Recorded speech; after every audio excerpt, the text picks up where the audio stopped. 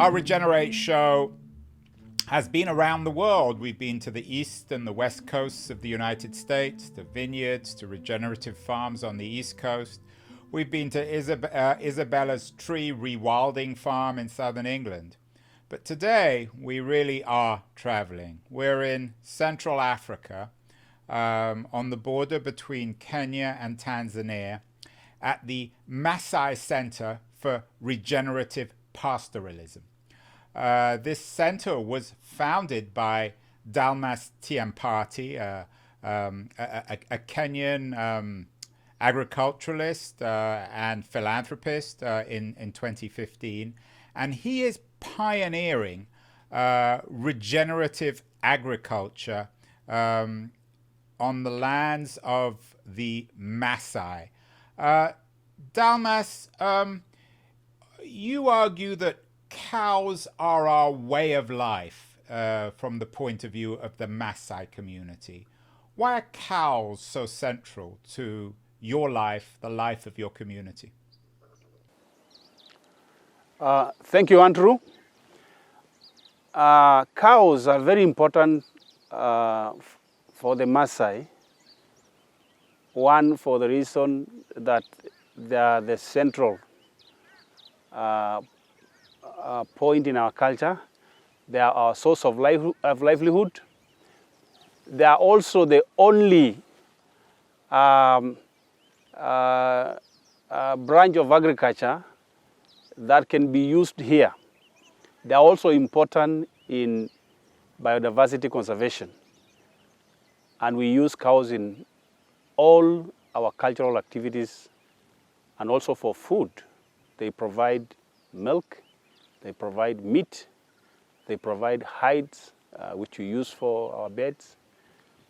So they are very important, and in all our cultural ceremonies, cows play a very big role.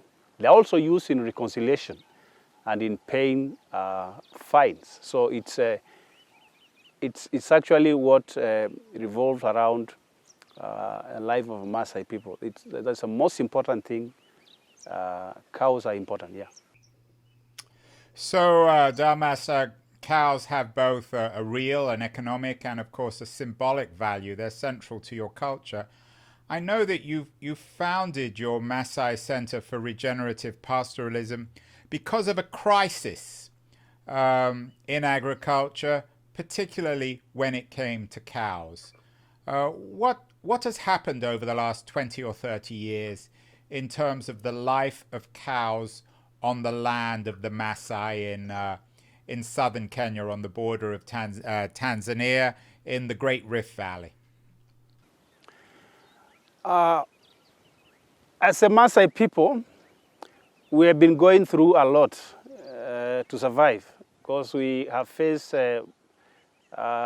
problems with climate change, land degradation, loss of biodiversity, and we have faced all these problems in the last 30 years. And that has affected our way of life, our dietary, our economy, and even our politics in Kenya. So we've been really affected by this.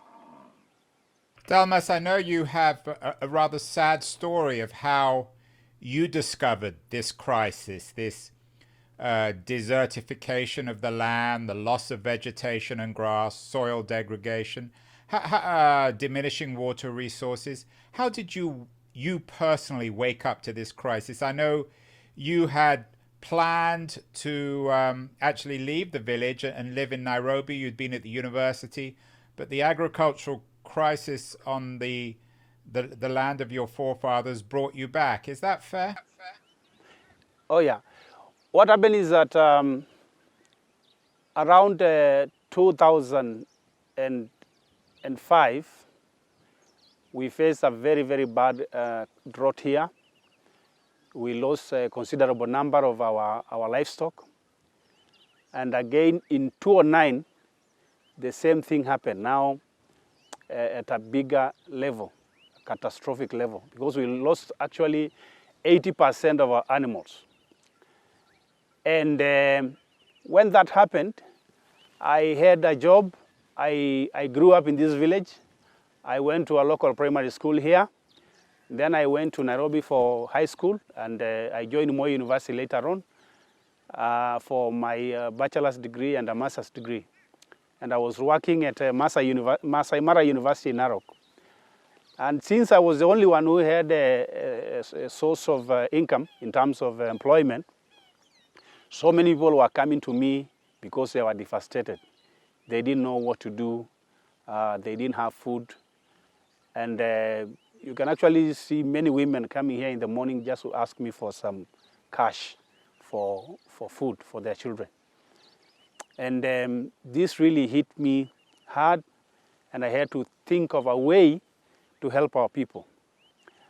And what I did is that I did some research and found that actually all these problems were emanating from land degradation. Our land is turning very fast to a desert, and that's why we are losing animals in every year. Actually, droughts are happening like every 2 years. And I said, why did we have a thriving, strong, and proud Maasai society in some years, 100 years ago? And I discovered that this was happening because our land was giving us what we want. It was giving us enough vegetation, enough grass, enough water for our animals and for our people. And I discovered that over the years, due to disruption that have occurred due to unfavorable government policies, for example, subdivision of land, and the collapse of a village system, and the communal way of doing things is what has contributed to the problems that we are facing as a Maasai. Because the lands have been subdivided, and now people are managing their land as individuals, not as communities. And I realized that when we were living as communities, and when we had things as common, when we were sharing, life was easier. So I said, one of the things to try to focus in my work is the way the Maasai are managing land, how they are grazing their animals, how pastoralism can contribute to land regeneration rather than land degradation. Hence, I started the Maasai Center for Regenerative Pastoralism. And since I did this a few years ago in 2013, we have done a lot. We have trained people on holistic plant grazing, actually, which is just bringing back how we used to do things as communities here.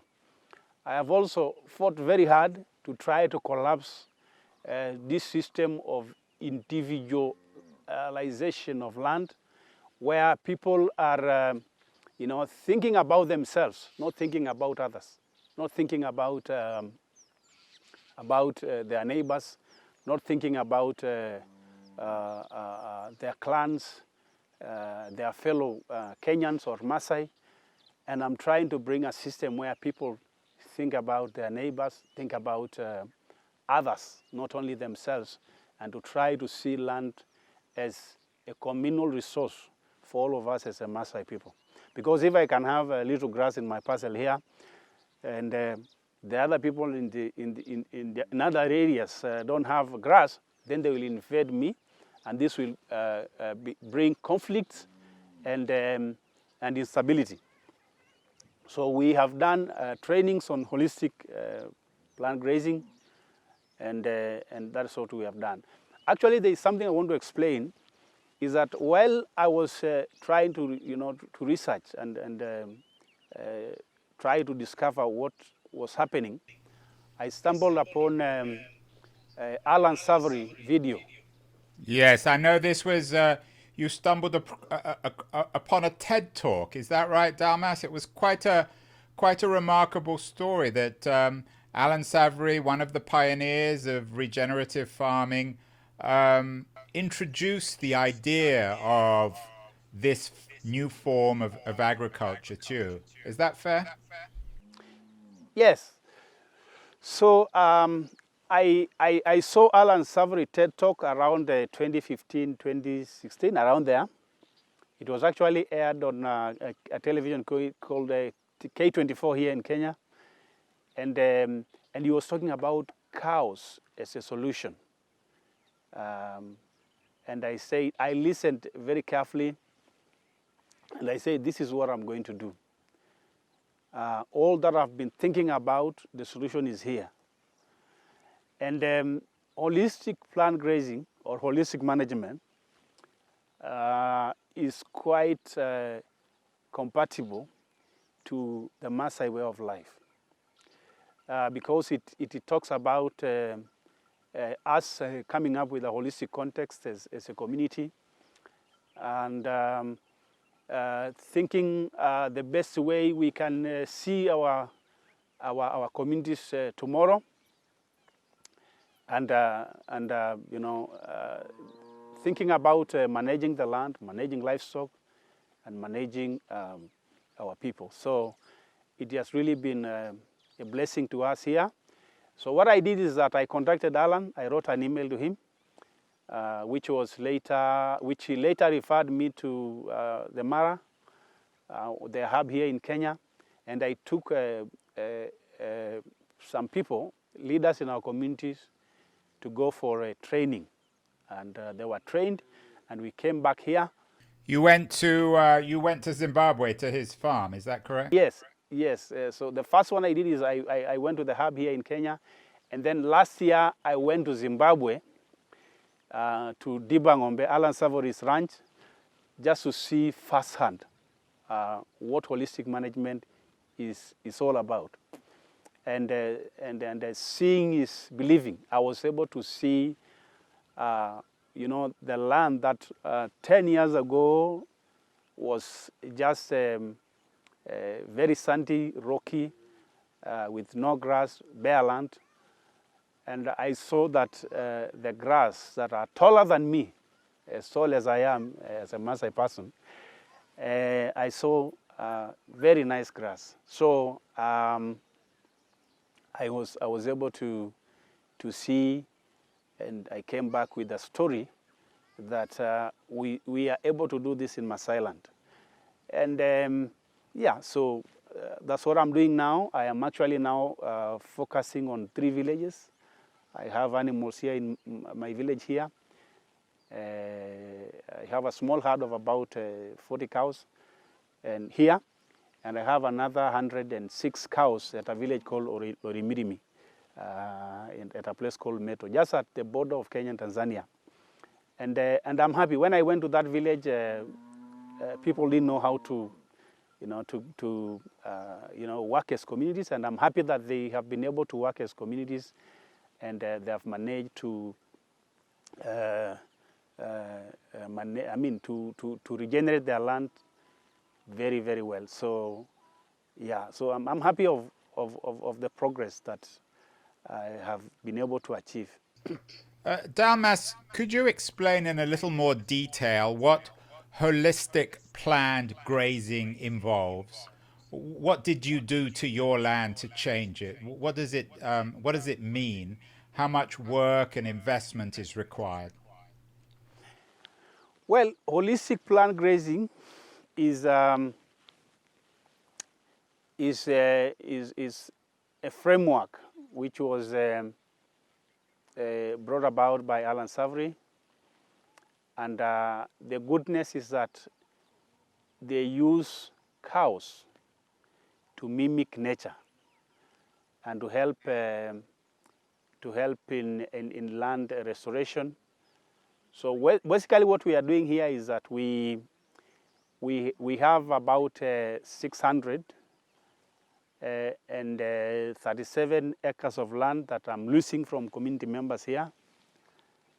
And we have put this into paddocks where we are moving animals from this paddock and grazing them for some time and move to the next paddock. So I have about 14 paddocks. And yeah, so we've been able to use this because it is good for it thinks about the land, about the cows, and about our economy. So all these are important. So we are not really emphasizing so much on just grazing the animals, but we are grazing in a manner that will help to help us regenerate the land. Yeah. Dalmas, I'm very intrigued with this idea of cows mimicking nature.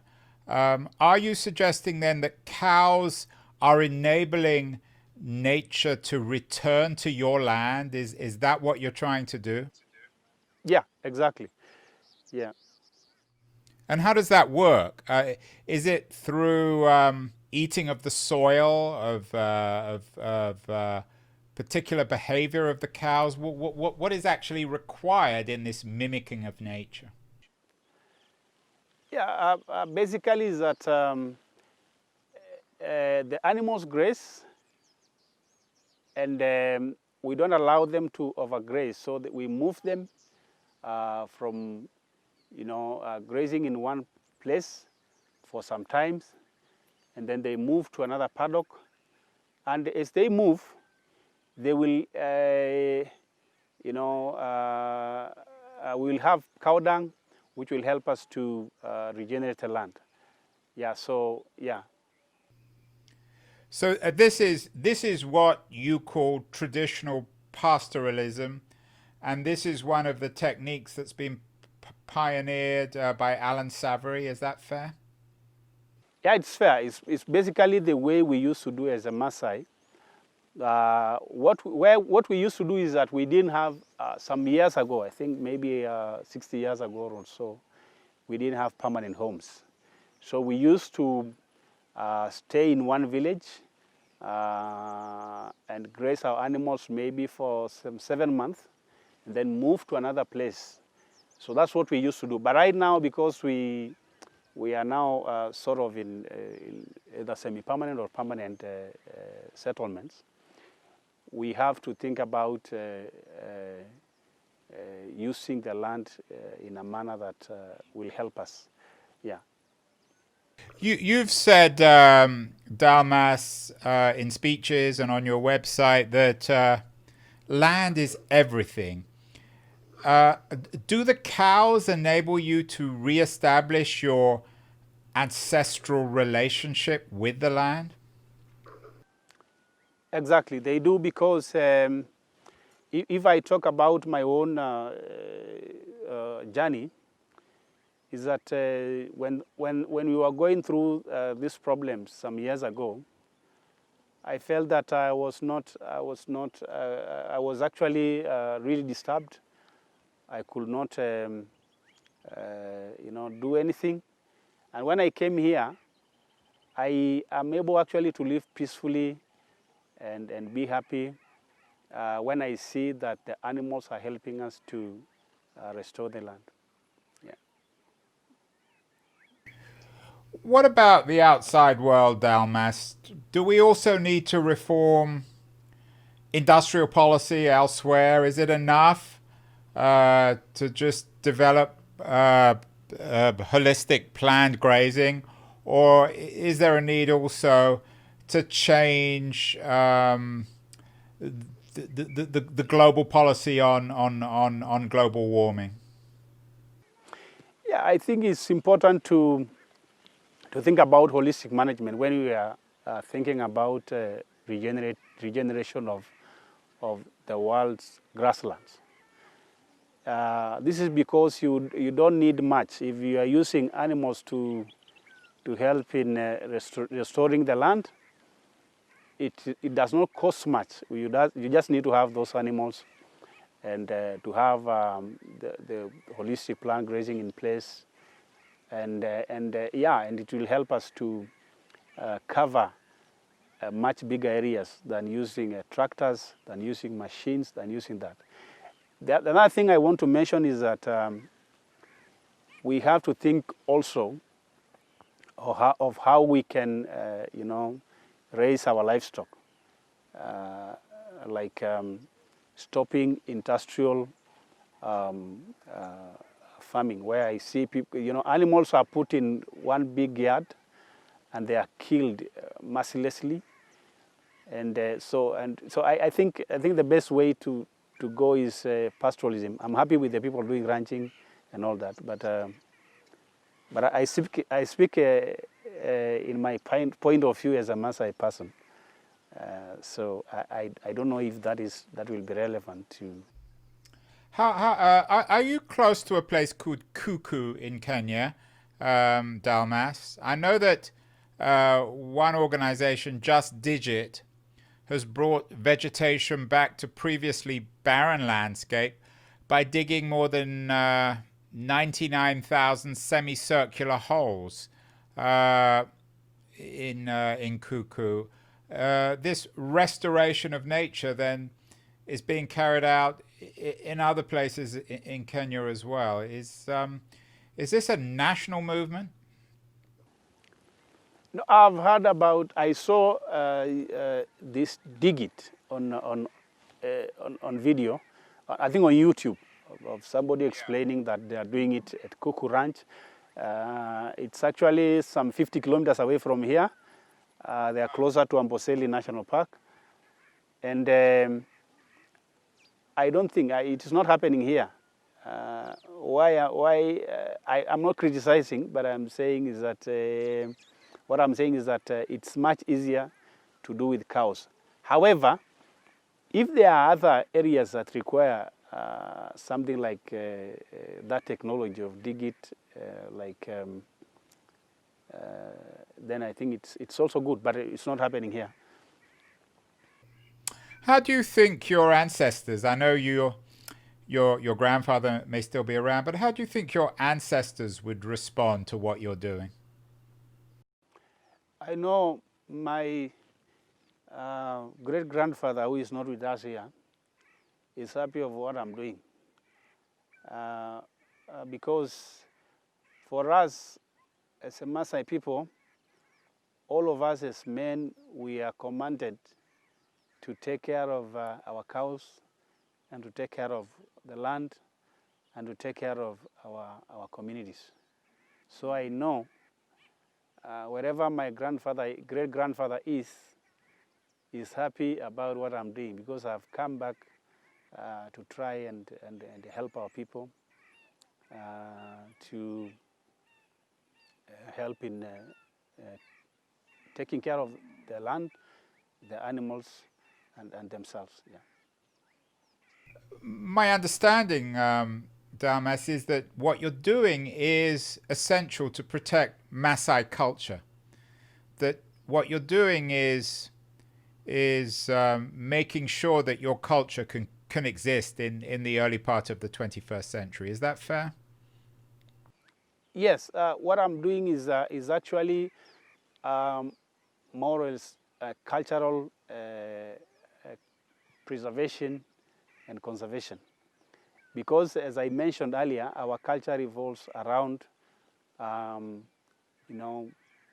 pastoralism, taking care of our cows, of our land, and our people. Actually, what I did, if you're able to see me on Facebook, is that I have come back here and try to revive even our traditional ceremonies. Like we just had a ceremony 6 months ago. We were actually inaugurated as elders, and I've been working with elders here to try to tell them the importance of even, going back to our way of life and to treasure our culture and to just to come back to the land and think about more about the land and our people. So yeah, it's actually part of cultural conservation. Is what you're doing, Dalmas, encouraging young people to stay on the land as opposed to going to university, going to Nairobi, leaving the village? Well, I have to say that in as much as I do what I'm doing, I'm still really inspiring others to get education, go to school, and even get those jobs because their families need an income. But I am encouraging them to invest in pastoralism. I am encouraging them to come to where we are doing trainings on holistic management and get trained and apply holistic management in their work. So I know we have a small clique of our people who don't want to be associated with villages, who want to stay in Nairobi or in other cities.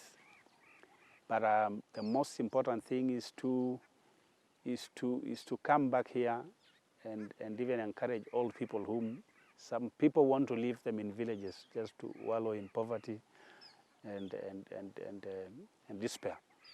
So I want them to, yes, get education, but connect yourself to the land, connect yourself to the Maasai way of life.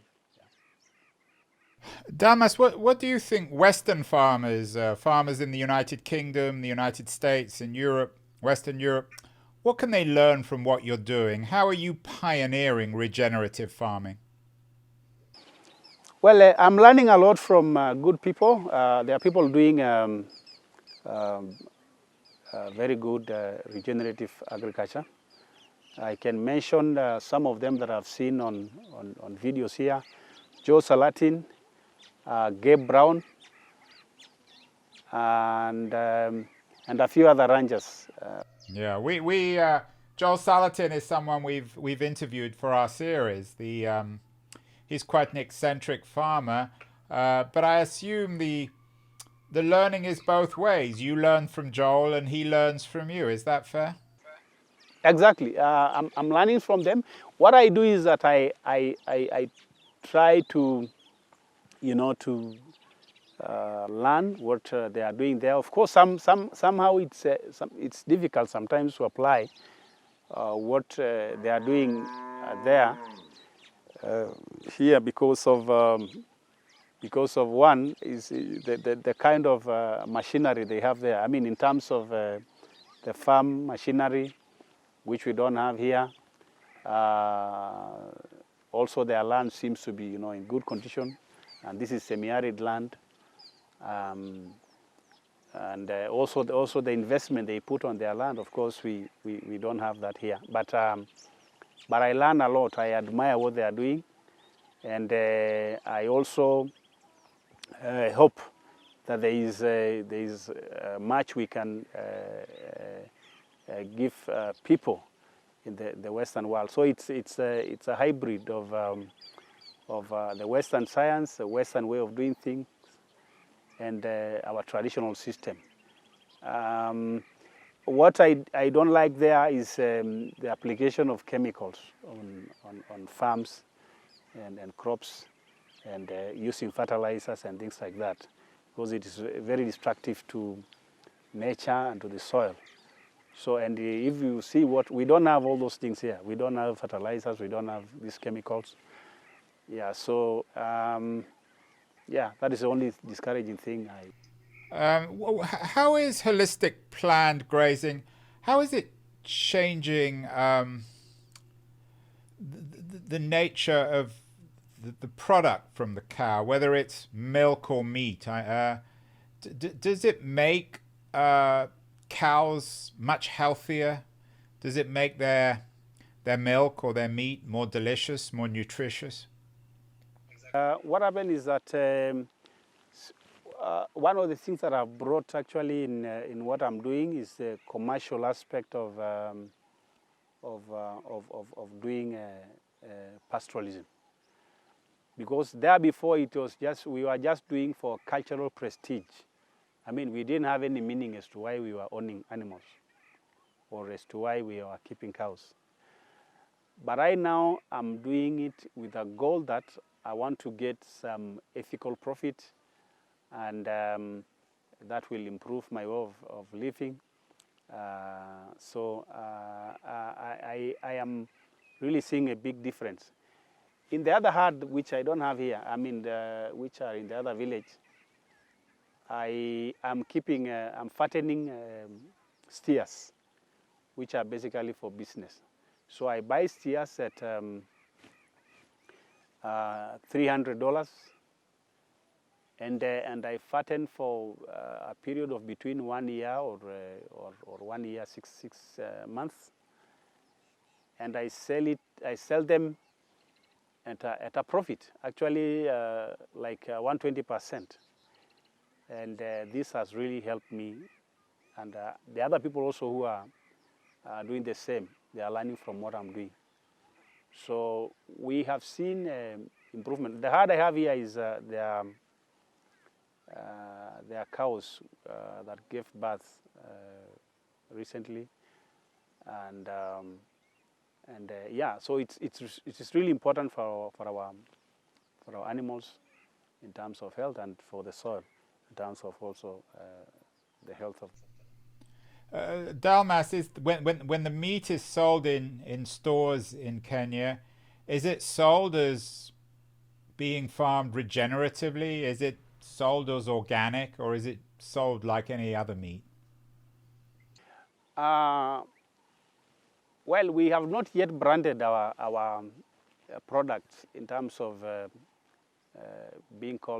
calling them grass-fed or regenerative, but I think is a good way to do things.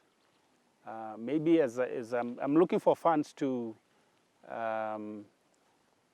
scale up my work, and part of what I want to do is to brand even our products that they are regenerative beef,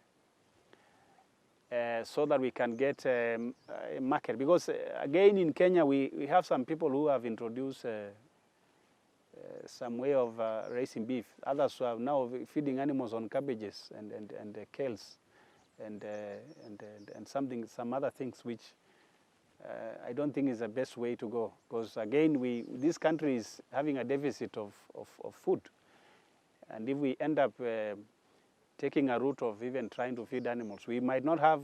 I mean, we don't have what is important.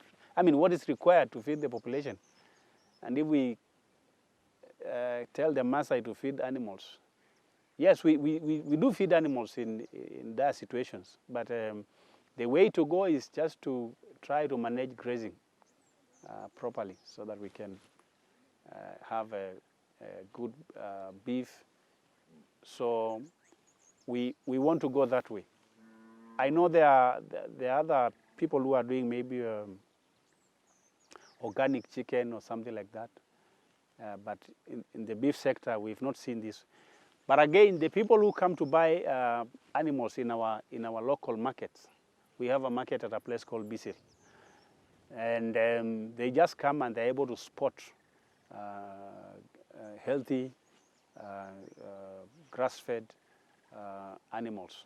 But now for people like us, like me, who are pioneers, and others who are following my steps, I think it's important that we brand our products as regenerative grass-fed beef. Yeah.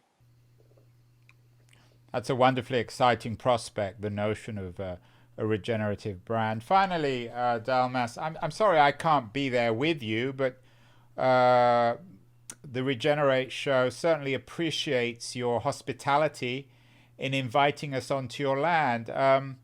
We're also planning a series of retreats, of regenerative retreats, to introduce people to regenerative pastoralism and farming If you had a retreat, a Regenerate retreat on your farm, what would you show them?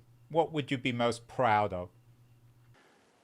Well, one of the things is that to take them around to see the villages that I'm now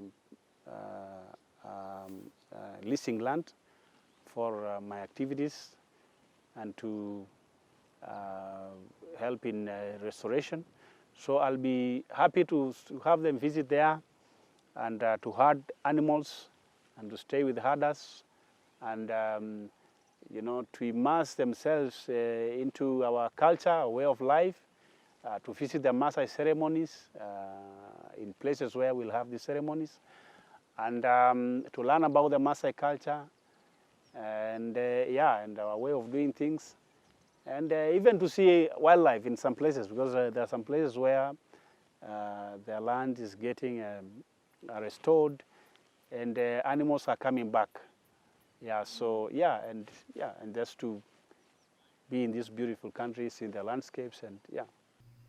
So you are essentially rewilding the countryside. You're bringing wildlife. You're bringing nature back. That is the essence of regenerative pastoralism, of holistic planned grazing. Exactly. I call it eco-nomadism. You know, it's because we'll move from one village to another and just learn.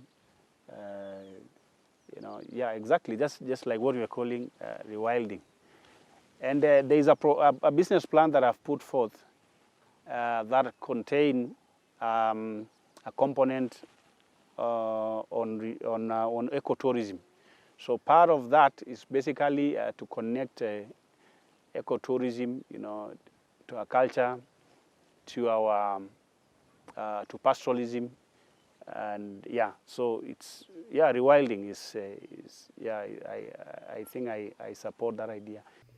Yeah, we've already talked to Isabella Tree, who's rewilding her farm in southern England, and certainly Dalmas.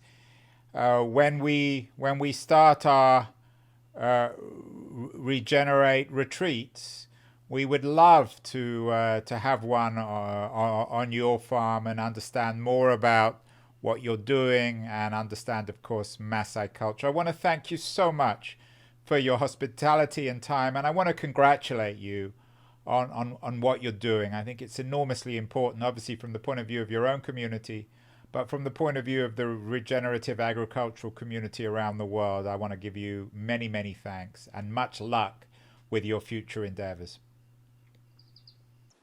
Thank you so much. It's an honor to have Alice here, and Sherry, and you, Andrew, and Katharina, and another great man who was, you know, sent me, I think emails, called John. I don't know him. So I want to say thank you for giving me this opportunity to be interviewed. And yeah, and I want to say I'm very happy. Thank you.